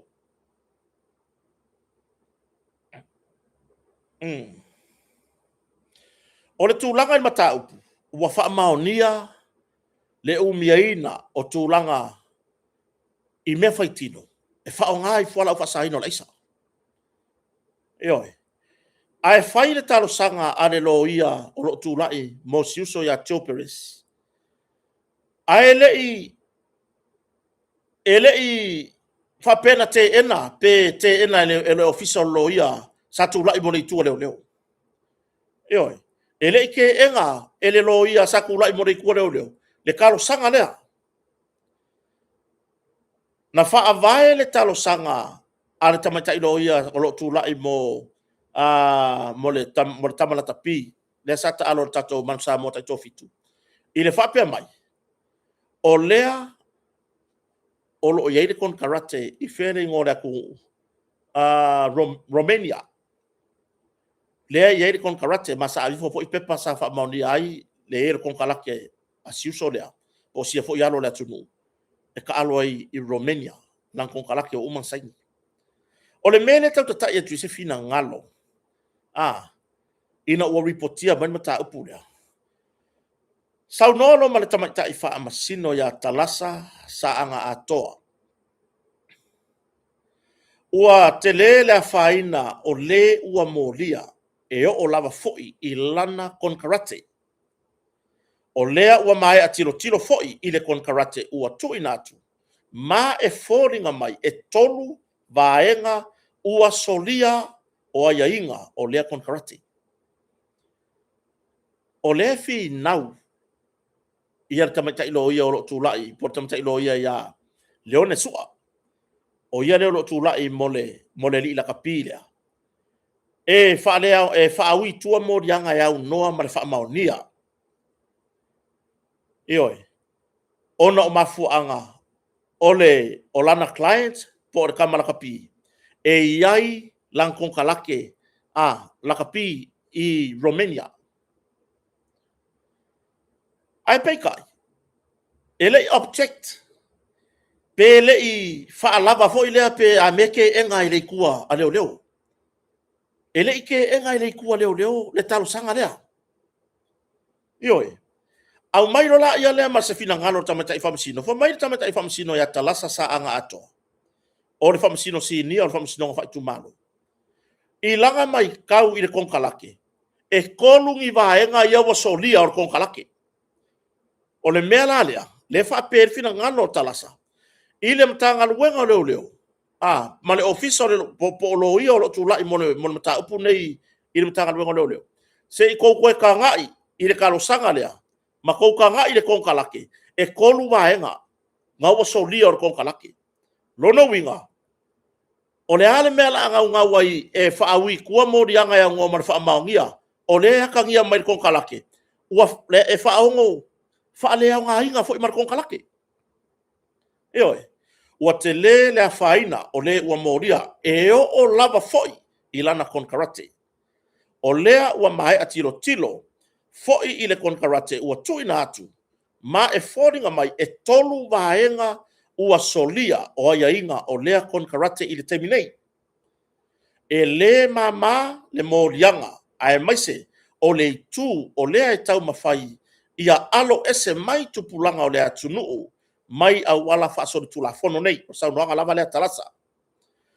Mose tangata o loo iai se konkarate whaapea i atunu i fafo o se a mapasa o Samoa e tatau ona si la fia e outou pe a fai e faila mai la outou talo sanga o le a le mama le sila sila iai ale whamasinoga.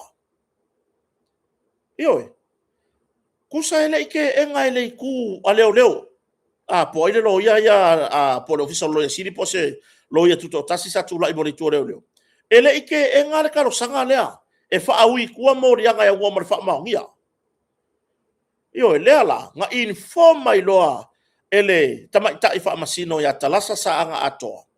Le prosecution e manga o mia o nga kilo i le kalo sanga le wa fonga atu ele tu po le loia a le wa moria ma fai mai ai so lato fina ngalo e fua i crowns o lo o fa vai ai le talo sanga e fua la i le talo sanga le la mo fa tonu e le fionga tamata i famsi e kakau o nga fai se kalia le prosecution por e tua leo leo. E whaata tau i le talo sanga lea. E fua i aisanga whaai unga i le mea lea. Ioe. E tāua foi i le tū a leo leo. Ona tangai mai ae a le lei i le talo sanga lea. Ona whaai loa mai lea po o ai tū tāua o le a fua i aise i oenga po o le le ai foi o se whaasalanga e whaasa o loto ai le ua molia e au noa ma le wha mawina o sana soli tu la fono. Le usau noa ma nino a le fionga tamata i whamsini. E kau an kilo mai a le lei, kilo le lei ma le totoa i le talosanga le o talosanga mai ai le loia. Le loia a le tu po le loia a tamala kapilia. Inga ia whaalea ngā inga ave kua mori anga e ua mara whaamaongia o ngor konkalake lea. Ia lau whaatau na kalasa prosecution. Kilo le leile mea lea. Ia whaavae mai ai se tau po le asa tau fina ngalo. Inga ia mau ai se fina ngalo o tamata i whamasino. Pe io inga, pe ke enga. Io e po le leai, i le maka upu lea. Ia mwhaaui kua. Wai wa aila iai. O le winga o se whamatalanga. Wa le mo tolo atu lor mta upu lea so rusu luono le masina le nei. Au mai ese fina ngalo mai ese se tola ulanga le tu leo winga e pe aki we leo tau sanga le ele tu leo por prosecution ina ya au mai ese fina ngalo tamata i famsino le winga tala le ai langa na fa pui vai ka kia se tu lo lava le yes so foi ya Joe Perez tu lo foi langa loia vai o se fanga ngi awangi au mai nga me ngi i le mele au sori kula fongo Langa lai far pui kaka. Lai far pui kaka a fie so nga kula fongo gei. Ioe. O le ala le mea le a kam fai ai. La SL treating o i leo ma le prosecution. Ia po le tu lea. Na le mea la SL treating o i. O le manino fina ngalo ma le baba ai tamata i fa masino. I le pepa lea. O le konkalake. O lea ua soli va enga o le konkalake. kolu vaenga le ua solia i le konkarate lona winga e whaaongo whaalea ngā inga konkarake le Romania mai aua fo inge i kako wa ai whapea langa o lea le ai no one is above the law kako ke lalo uma o mata o le tulafono ioi o mata o le tulafono a fai o lenga fi ngau ngā le prosecution le fai yalo ma whanau ia e maua le aisa i samo nei le maua whapea tulou lo ngutu malafi a fai o lau whakau a paingu o lau whakau ke pua o ai lava alo ma whanau ia uso to whawhine le wa maua atu le aisa o isi ele i maua ini aisa ai maua i me whapea fi ngau ngā le o ia prosecution fi ngau ia loka ia kuri whasalanga ia iai se sala ai ran me wa lenga esere le fi ngau ngai i le kangaka lea o ngā kangaka e laka pi o ngā sa avea makamaka alo kai ko fiku tulau lauso tulau ainga ele fea ele palengi awange au maya meanga e maya ngingi fakasi i langa olai kuri fasalanga oisi olai fasala isi e kangolo le aisa o kilo marmea a fai o le wa guilty i le umiaina o me faitino e whaonga i sori ngā tulafono le aisa e le ai ma se mea la kako whapea mai ai ia ngā o meanga ngā maua ai longa ai aisa skama no le ai e maua lo ya oe le pai pai le aisa e ke aisa wa e kango le aisa na le mea la kao fia i fua ia o a uma kwa yo whawhetai i le tamatai whamasino ya talasa sa anga atoa i le manino lana whato whala inga i le mata upu lea e makua i oe ma ou auange i au maya a mea langa o le ama le ai kako kilo kako kilo tua whawhine o uso nai whanau lato vaivainga lewa maua i whala o whasaino le aisa alawa kuri whasalanga o isi alawa kuri mai au whainge o kako ngau e leo se vai maua lalo po se tam whai ele le loto lango kota ele la kapi au le winga lo matalanga le ale me le kako le whai ele maka upu le ia whai maru i kau isi kamana kapi fale au ngā inga kong kalake o ngalea wa afia i whala au whasaina o lo mai isi kamana kapi fefe lo e kango le aisa o ngalea o le mene o iai bakua i Samoa o Samoa ele ula i sesi ia kaku avea le maulea o Samoa ele ula i sesi pe maua ya oe le aisa pe maua ya oe le pai ula le aisa wa e soria kula fongo e fasala oe ia langa le wola mai marka vale o le fila ko ya ko tal mla vale le ia ole atoanga le ole tato por kalame le ne fiafi ia vai ai wo fia alua ia se pato makiongi fa e mla vale le makiongi fa e alu ngai e lope follow ku ku Mr. Falai ia ai fa tai tele se tato watu no le ne fiafi ia aso tu foi vai malu i puenga yo tu finangalo le ase ngana wo le tau tamari ia fa pena la vanga o tato tartaranoanga ia ai ile avea foi le o tato maftanga ia ma mea foi sopo ai foi le laina o tato ba nofo ia ai fa mangalo mai se leo ua le tau tamari o se upu wala fo le ne fiafi ia ona o tau fai lava i tato tartaranoanga pe ona masani ai anga le leile atua i malolonga se o tato watunu ia o tou ma mafuta mai atunu ma mau ia ai mai se foi ia o Samonei fa manuia le tua fa manuia foi le tua ia te oe le te ita mai ia fa pela o le maka mai ato le fo ia o fa mangalo te oe ia ai tu wai lu mo le tua o lana fa masinonga le na ia a tulanga na fa manuia le tua i fa malolonga le fiafi anga le leile tua